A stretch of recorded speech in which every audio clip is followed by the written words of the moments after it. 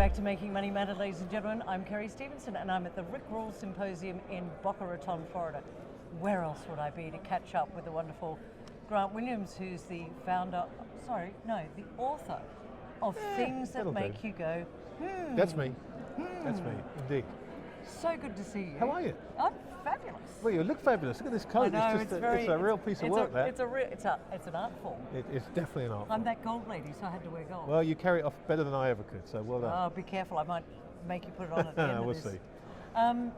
Before we get into your presentation today, and by the way, ladies and gentlemen, if you're not here in person, go and register for the Rick Rule live stream, because then you'll be able to see what Grant spoke about today. And we're going to cover some of that at the moment, but let's get started, Grant, because you haven't been on Making Money Matter before, even though I've been trying. No, so I know. hard. We keep seeing each other, but missing each other somehow. Yeah.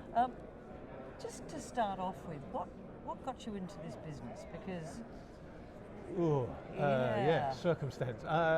When you say this business, you mean finance altogether, or finance, resources, or finance, resources, but more importantly, I think you love teaching people about what you see might be coming and what's also what history has taught you. So I guess it's. I never really thought about that. I don't know. I ended up in this business. I always wanted to be in this business since I was a little kid, and I managed to kind of worm my way in through the back door when I left school, and I got offered a job in the trading room a year after I started work, which I jumped at, and I got thrown in the deep end, and I loved every minute of it, and I learned a lot, and I had a lot of Was that on one of those trading floors where people all yell and scream at each other? Oh yeah. Oh. They all yelled and screamed at me. In England?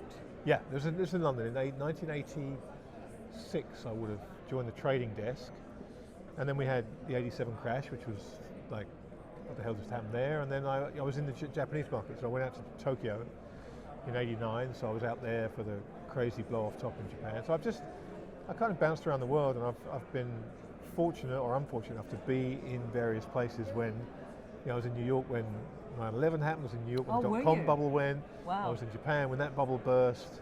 I was in Australia when the global financial crisis happened. So I've been kind of all over the world, and I've seen all these weird and wonderful moments in time from different vantage points, and I've loved every minute of it. Some days are better than others, of course, but I've loved every minute of it, and I've met some incredible people. But the teaching thing, I've not really thought about it. I just I like to try and make people think. Yeah. Because I think we get spoon-fed so much information that I don't want to come at people with answers. I want to come at them with questions and leave them to kind of figure out. Okay, if I can send people away thinking, well, that was quite fun, but I really need to think about X, then I've done my job. That's really what I'm trying to do. And I think that's a really important point, because I often say, in the world that we live in today, we've lost the art of debate and critical thinking. Oh, no, we haven't. Oh, okay, let's debate that. Right. But also, you just talked about thinking. Instead of giving people, I guess, spoon-feeding the answers, you want to tell people, this is what I'm thinking, but here's some things for you to have a look at. In a nutshell, that's it. It's really a case of, I'll decide what I'm going to talk about, and then I'll try and think of the questions I have around that particular subject, and then go through it in such a way that I ask and answer my own questions as part of the process, but hopefully I leave the people watching with questions of their own, because realistically, you come to a lot of conferences, and what people want to do is walk away with a whole bunch of 3-letter stock tips and write them down and go away and throw $5 grand at each one of them, and hopefully one of them pays off. And that's fine, and the thrust of my presentation today was that worked for 40 years. I don't think it's going to work for the next 40 years. And if it doesn't work, if you have to do things differently, how do you think about that? How do you think about what you need to change in order to deal with the world as it's going to be, rather than the world as it has been? And I think they're going to be two very different worlds. And you did talk about that today. You said we've had 40 years of tailwinds, and we're now going to headwinds. Why was it so easy for those tailwinds to be behind us, and why was it so easy for people to take 3-letter stock codes and go throw some money at it, and what's different? It's interesting. I started off by getting people to just a show of hands, whether people thought the world had changed since 2020, and pretty much everybody in the room said yes. So you've got buy-in from everybody that the world has changed. So with that being said, I then went through what the world has been like to this point, the last 40 years, and those tailwinds, we had rising stocks, rising bonds, falling rates, rising debt, we had increased GDP, increased trade, increased world population. Everything that could have gone right has gone right for the last 40 years. And at the end of this this kind of walk through how the world has been, I asked another question. I said, given what I've just shown you, and the fact that you've all lived that, should it have been, not was it, but should it have been easy or hard to make money?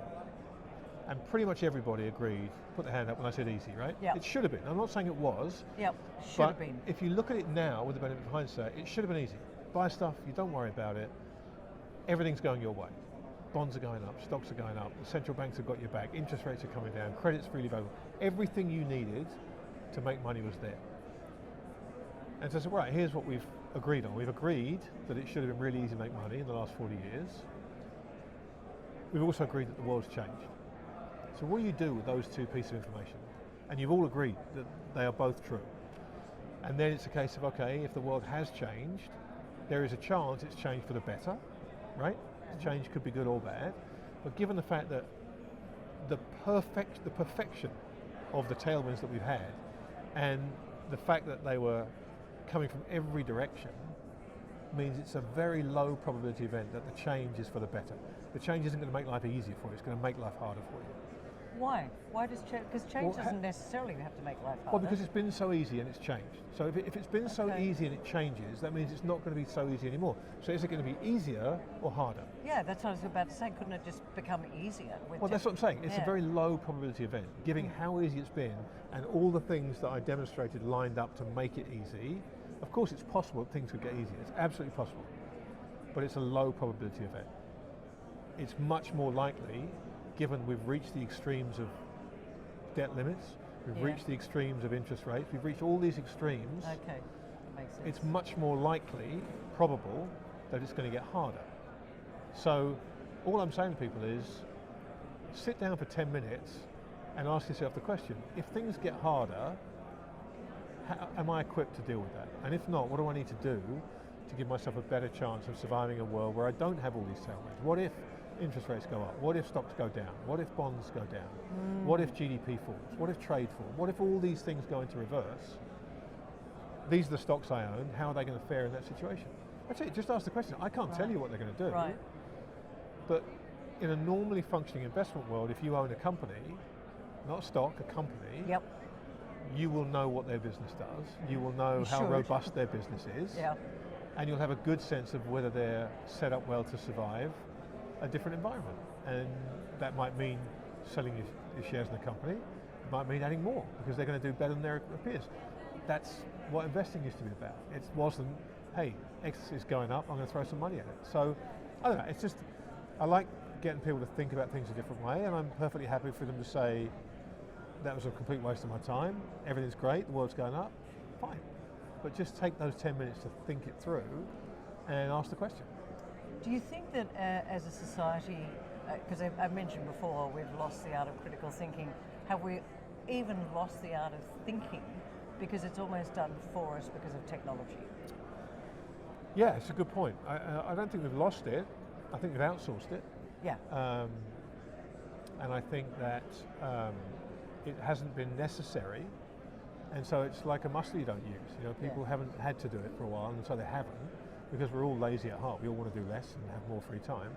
So because you haven't had to do it, people haven't, and it is difficult to get that thinking muscle working again. If you don't exercise it regularly, you tend to just take information in, take it at face value, and act based on that information rather than being critical and saying, well, I'm being told this, but what evidence do I see that qualifies it? Can I challenge it? Is there any way? And it's a skill, and it is something of a lost art, but it's something people need to kind of relearn again in a hurry, I suspect.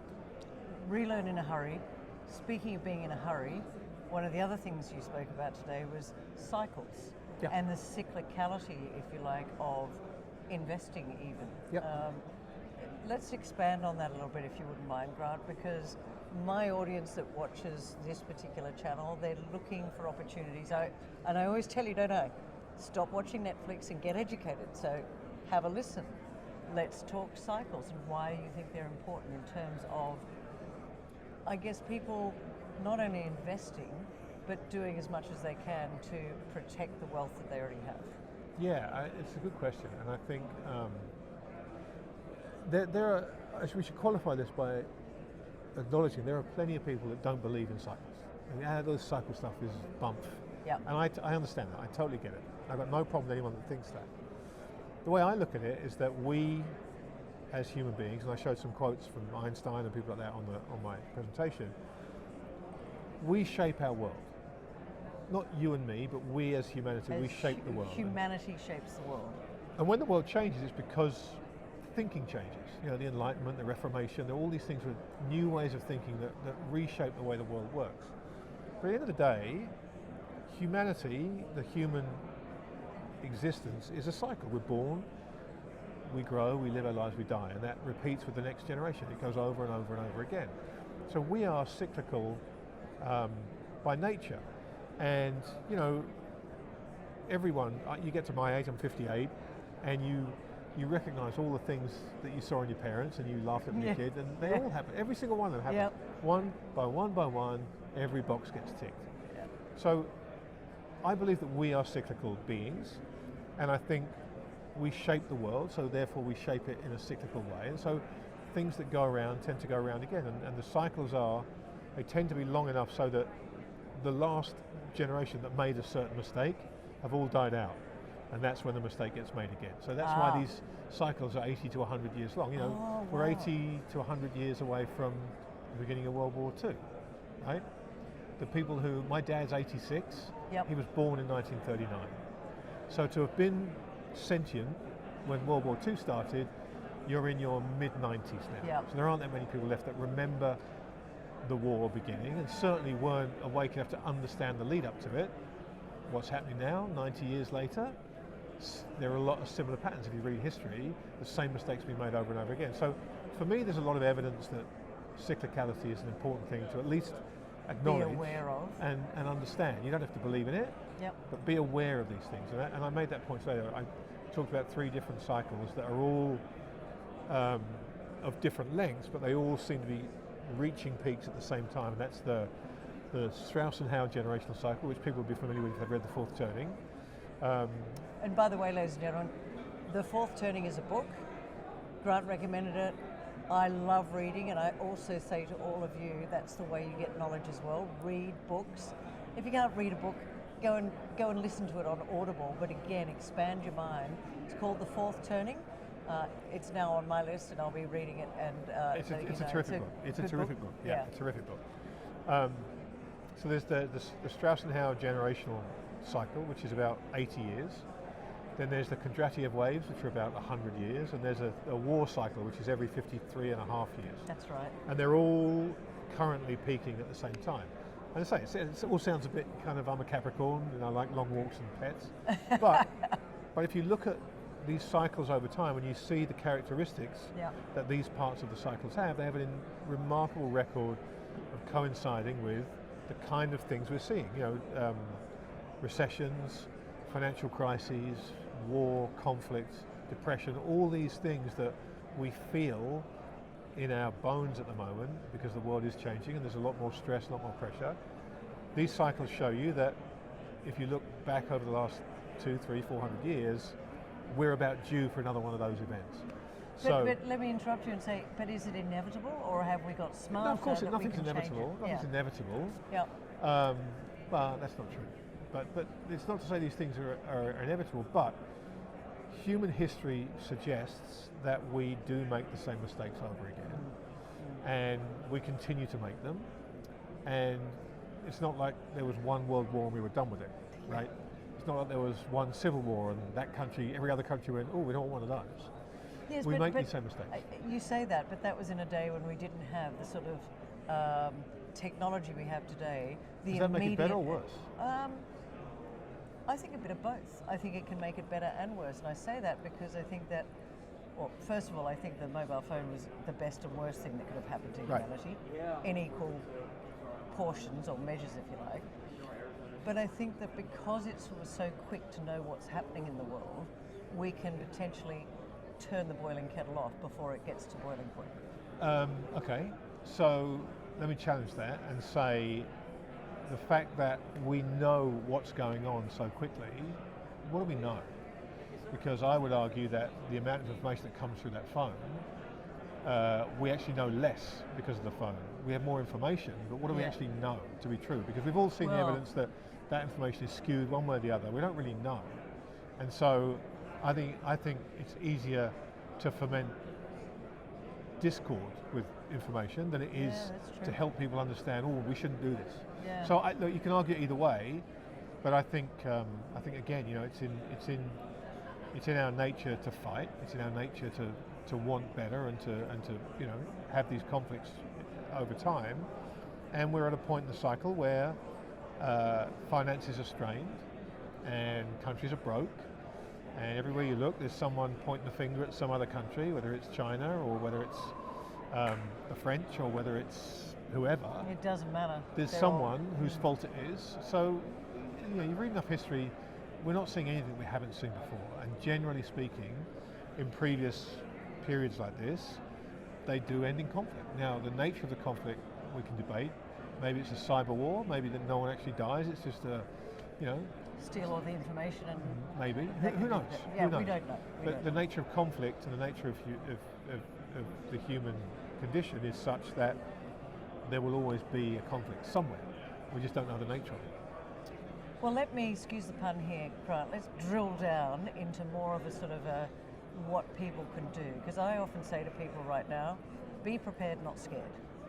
You know, and I think that's really important because the times they maybe are changing, as Bob Dylan said, but you can actually, if you understand the nuances, if you understand what's going on, you can get prepared. So in Grant Williams' world, what are you doing to, I guess, ensure that not only you keep what you have, but you lose as little as you... Well, that's, that to me that's the big shift, is that we've gone from, we're in America, so the way I term it is we've gone from playing offense to playing defense now.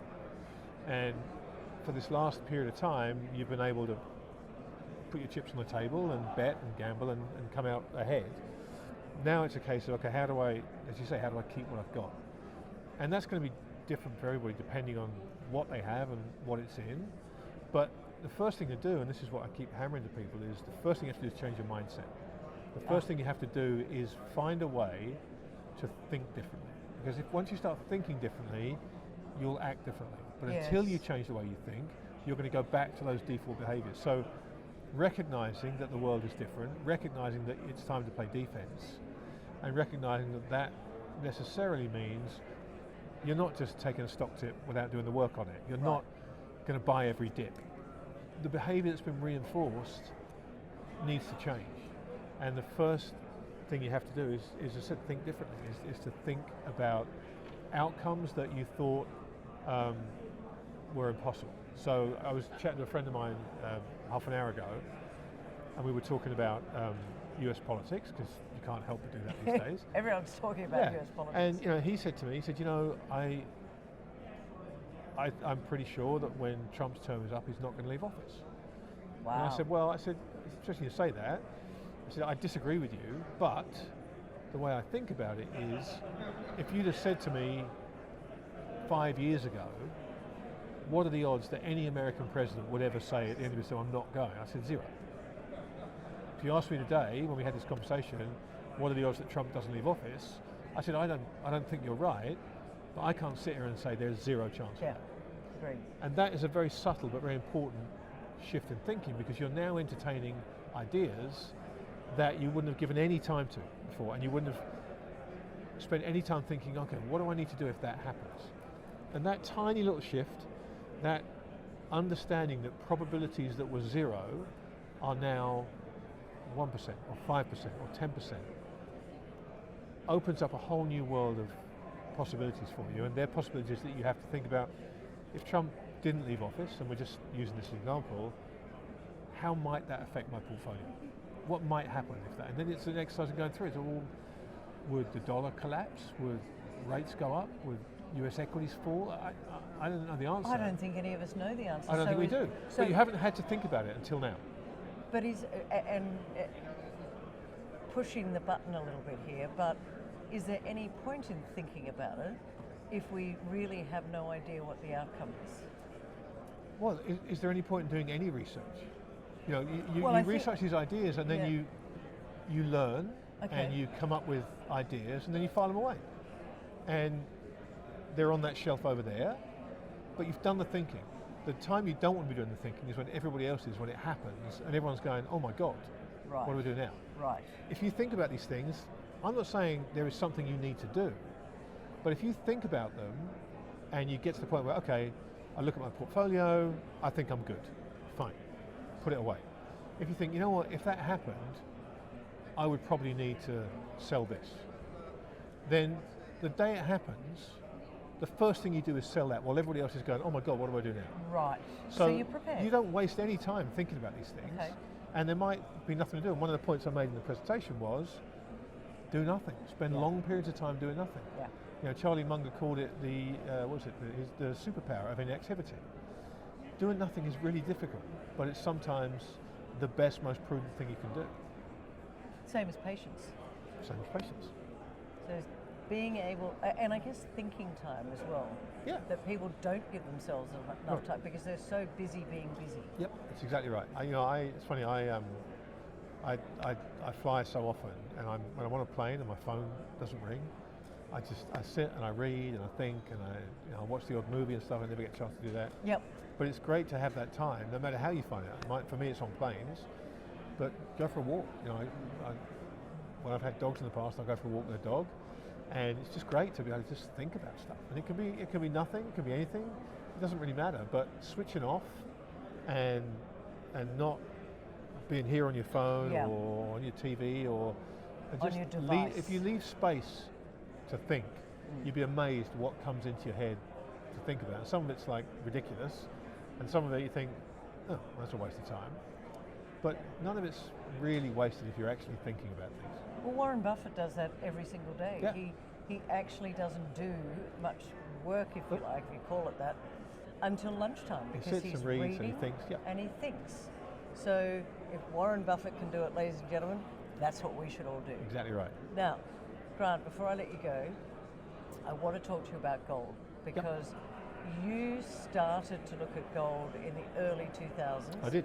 I think you bought your first gold in 2003, and I think if I remember, it was about $300. That's impressive. 333. I paid $333 an ounce in 2003. 330, yeah. You're right. Yep. You're absolutely right. And you did sell some of that, but what I'd further down the track. No, I do. I've never sold. I thought you sold. I still have the first ounce of gold I ever bought. And you sold none along the way. Nope. Well, I was certain that you had. No. Okay, bad research there, but let me ask you this, because I am known as that gold lady in my gold jacket. Why do you think so few people even understand why they should hold gold as part of not just a diversified portfolio, but a sensible way of just making sure, as what I said before, of not losing the wealth that you've worked so hard to get? Yeah, it's funny. All the places we've been in this conversation, they all bring us back in, right? Yeah. You haven't needed to own gold for 40 years. Yeah, okay. You haven't needed it. So you haven't had to think about it. Right. So all the things we've talked about, you haven't needed to do. And so, unless you were driven by curiosity to understand it, which I was, or unless you saw, the reason I bought that gold in 2003 was because after the dot-com crisis and after 9/11, I saw what the central banks did, and it became clear to me that monetary debasement was going to be my problem. That was the thing I had to protect myself against. They were going to continue to lower rates, money was going to be printed, it was already going on in Japan, I'd been in Japan. And so I realized that, okay, the biggest problem I face is, even if I make money, the value of that money is going to go down. So how do I mitigate that risk? That's what took me to gold. I read an awful lot of stuff about it, and because until then I hadn't really paid attention to gold. I knew what the gold price was because it was one of those things that was on my Yeah, it Bloomberg always screen. comes up, yeah. But I never spent 2 minutes thinking about gold and gold's place in the monetary system, what gold is for, anything. And then I got curious and then I started reading. And I read and I read and I read and I talked to people and I asked questions. And it became clear to me that the problem that I saw as the biggest one I faced, gold was the perfect solution to it. It would protect my purchasing power over time. And it didn't matter what price I bought gold at. Why does it protect your purchasing power over time? Because it always has. Well, is that an answer? Because it always has. You know, after 6,000 years, it is an answer. Okay. It is an answer, and it's a simple answer to a very long and complicated question. And the more you read about it, the more you'll understand. But if you read about gold through history, you read about the price of gold, and you go back to Roman times, and you look at gold versus inflation, and you realize that, you know, that back in Roman times, 1 ounce of gold would buy you a toga. And today, 1 ounce of gold will buy you a handmade tailored suit. There is a continuity of gold throughout time that you can argue and say, well, maybe the next 6,000 years will be different. Absolutely. But again, it's down to probabilities, and I'm very happy that with 6,000 years of history to look at, I'll take that chance. Yep. I think that risk going forwards is less than, say, Bitcoin, for me. Because Bitcoin, I have 10 years of history. I don't have the kind of framework of reference that I need to be completely confident in the money that I don't want to lose. Yep. As a speculation, I understand why people want to be in Bitcoin. As a store of value, I don't see that yet. Okay. I understand the principle of it. I understand why there's 21 million, there's finite supply, I get all that. But I haven't seen the evidence yet. And if I'm going to put the capital I don't want to lose in something, I need the evidence. So that's why I bought gold, and it's done beautifully. It's done more than protect my purchasing power. But I don't worry about the price. I just keep buying it. I don't. It's really important. Which is why I've never sold it, because I will never sell it. And when I say that, I choose my words carefully. I will exchange it at some point for something I want more. So the example I gave last year at this conference, I put up the number of ounces of gold, and I used 2003 as my reference because that was my journey. People can accuse me of cherry picking, but this is my journey. So when I bought that first ounce of gold, I forget what the exact numbers were. I think I would have needed, can't remember, but I would have needed X number of ounces of gold to buy the median house in the US. Right. Let's say it was 1,000 ounces of gold, right? Yep. Let's say. I then showed all the charts that showed that the median house price, and I showed a couple more today about how unaffordable housing's gotten. Saw that. It was quite But today, if I had 100 gold coins in my safety deposit box that I would have had to exchange for that house 22 years ago, today to buy the median house, I would open my safety deposit box and I would give up 29 of those coins. Yeah. So the house price in terms of gold has fallen 71% over that time. Yeah. So I might look at the house and look at the gold and think, yeah, I'm not selling the gold, I'm exchanging it for the house. Right. So I would technically sell the gold to get the money, but I'm not, the price of gold, I'll sell them at whatever the price is. I just know that I've only got to give up 29 of them to get the house, and that's a trade I want to make. I'll keep the other 71. Yep. But that makes sense to me. So I don't think in terms of selling it. I think in terms of at some point during my ownership of it, there will be something I can exchange it for that I want to own more at that. And it might be stocks. You know, if the stock market halves and my purchasing power, I can buy 10 times the units of the S&P in exchange for my gold. That's when I'll it happily gets do that. interesting, yeah. I go, right, well, I'll now buy the stock market. I'll exchange the gold for stocks.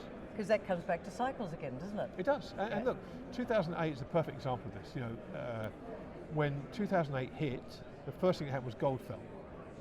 Quite drastic. It fell like 25%, right? Yeah. And everybody was saying, oh my God, gold's supposed to go up. What? I thought it was supposed to be good in a crisis. The S&P fell 66%. So the number of units of the S&P you could buy with your gold, even though it fell 25%, because people were selling their gold to meet margin calls, you could buy almost twice the number of units of the S&P with that gold. So the price fell, but the purchasing power increased significantly. Yeah, so if you think of it in those, because everything else fell more.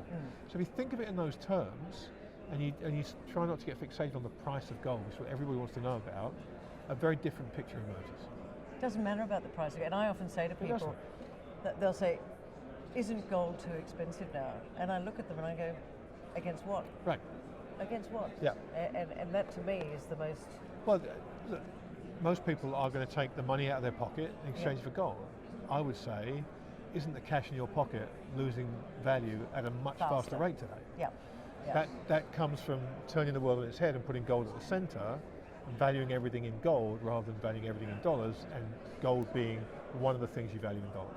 And that's what we want to get, that's definitely what I want to get across to people, is start having a look at the value. And also what Grant just said, it's so important that you start to just get educated about, not just about the history of gold, but history itself and cycles and what might be coming, because as Grant just said before, you know, if you do your homework, if you are patient, if you do understand cycles and what's going on, then you can make better decisions. Absolutely right.